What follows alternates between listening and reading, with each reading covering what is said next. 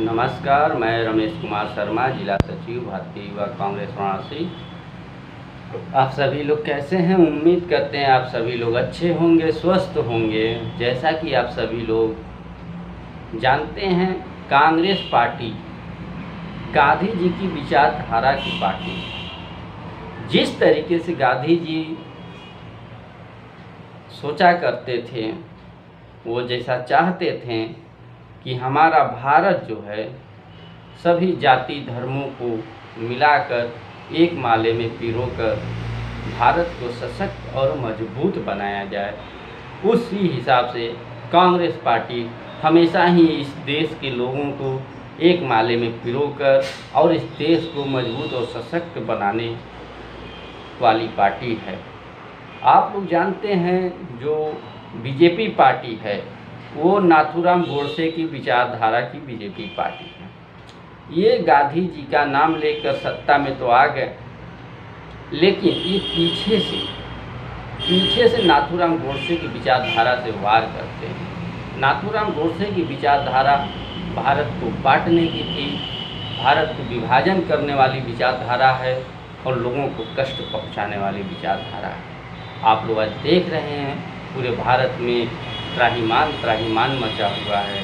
कोई भी खुश नहीं है, चाहे वो सेंट्रल गवर्नमेंट की सरकार हो, चाहे वो उत्तर प्रदेश की सरकार हो, कहीं भी आदमी खुश नहीं।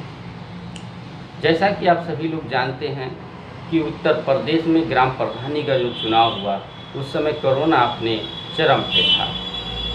उस समय अगर इस चुनाव को टाला भी जा सकता था, लेकिन उत्तर प्रदेश की सरकार ने सोचा कि इस समय मैं चुनाव कराऊंगा तो नतीजे हमारे पक्ष में आएंगे, लेकिन ऐसा कुछ भी नहीं हुआ।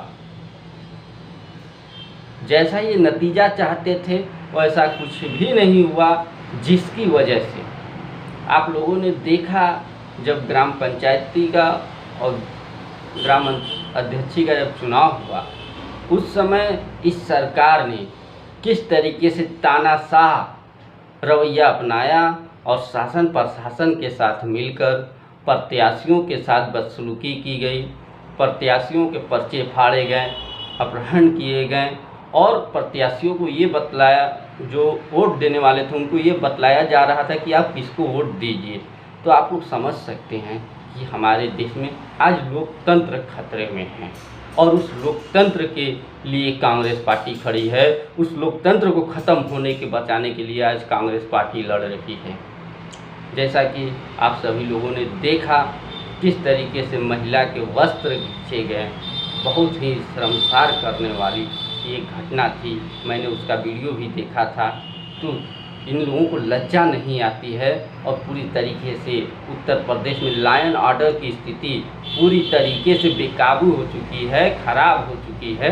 अब आप लोग समझिए, जिनको जो शासन होते, जो पुलिस वाले होते हैं, इन लोगों को न्याय की उम्मीद इनसे रहती है जनता को, लेकिन आज रक्षक ही भक्षक बने हुए हैं। तो कहाँ जाए आखिर में हमारे देश की जनता, हमारी उत्तर प्रदेश की जनता। आप लोगों ने देखा, हमारी प्रियंका गांधी वाड्रा जी, हमारी नेता आदरणीय प्रियंका गांधी जी ने किस तरीके से इस सरकार को, अभी लखनऊ आई थी, उन्होंने बोला था। उसके बाद आप लोगों ने देखा, जब वाराणसी दौरे पर पीएम साहब आए थे, जो भाजपा के प्रधानमंत्री हैं भाजपा पार्टी से, और भाजपा के मुख्यमंत्री हैं उत्तर प्रदेश में, और हमारे भाजपा के जो प्रधानमंत्री जी हैं, वो जो है उत्तर प्रदेश के मुख्यमंत्री को सर्टिफिकेट दे रहे हैं कि कोरोना काल में उत्तर प्रदेश की सरकार ने बहुत बेहतर ढंग से काम किया और यहाँ कानून व्यवस्था बहुत अच्छा है। तो कानून व्यवस्था तो आप लोग जान ही रहे हैं, आप लोगों ने देखा भी है, उसमें बताने की कोई ज़रूरत नहीं है। और कोरोना काल में भी आप लोगों ने देखा है किस तरीके से गंगा में लाशें तैरी हैं, गंगा रेती उस पर किस तरीके से लाशों को दफनाया गया था, जो रूह कपा दे रहा था देखकर, जो शर्मसार कर दे रहा था कि गंगा में लाशें तैर रही हैं। और जो हमारे देश के और हमारे भाजपा के जो प्रधानमंत्री जी हैं, वो कहते थे मुझे माँ गंगा ने बुलाया है। आज माँ गंगा भी ऐसे औलाद को और जो है कि देख के शर्मसार होती होगी कि कैसे नालायक औलाद जो है कि हमारा नाम लेकर और इस देश पे की राज कर रहा है और वहाँ की जनता जो है त्राहिमाम कर रही है। तो आप लोगों ने देखा इस तानाशाह सरकार के खिलाफ अगर कोई लड़ने का काम कर रहा है, विपक्ष की कोई भूमिका निभा रहा है, तो वो कांग्रेस पार्टी है। आप लोगों ने देखा था हमारे आदरणीय नेता राहुल गांधी जी, प्रियंका गांधी जी लगातार उत्तर प्रदेश में संघर्ष कर रहे हैं।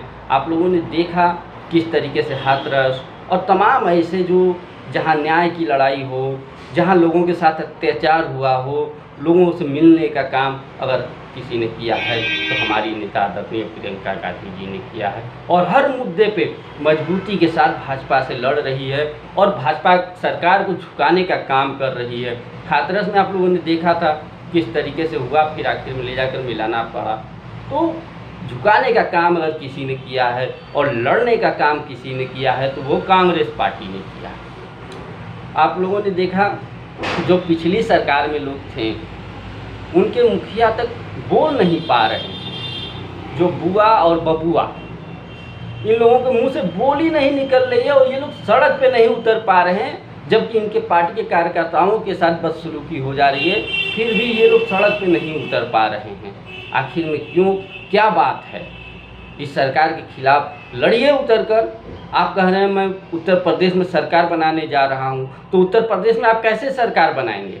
ऐसे सरकार बनाएंगे जो आपके नेता और कार्यकर्ता पिटा रहे हैं और आप कुछ बोल नहीं पा रहे हैं, आप सड़क पर उतर कर संघर्ष नहीं कर पा रहे हैं। और वहीं कांग्रेस पार्टी हर मुद्दे पर, चाहे हमारे नेता आदरणीय प्रियंका गांधी जी, राहुल गांधी जी, हमारे प्रदेश अध्यक्ष अजय कुमार लल्लू जी, तमाम कांग्रेस के पदाधिकारी नेता लगातार सड़कों पे उतरकर संघर्ष कर रहे हैं और सरकार को झुकाने का काम कर रहे हैं। और इसी से मैं आप लोगों से इस बार समर्थन मांगता हूं कि सारे जातीय धर्म के बंधनों को तोड़कर इस बार आप लोग कांग्रेस पार्टी को जिताइए।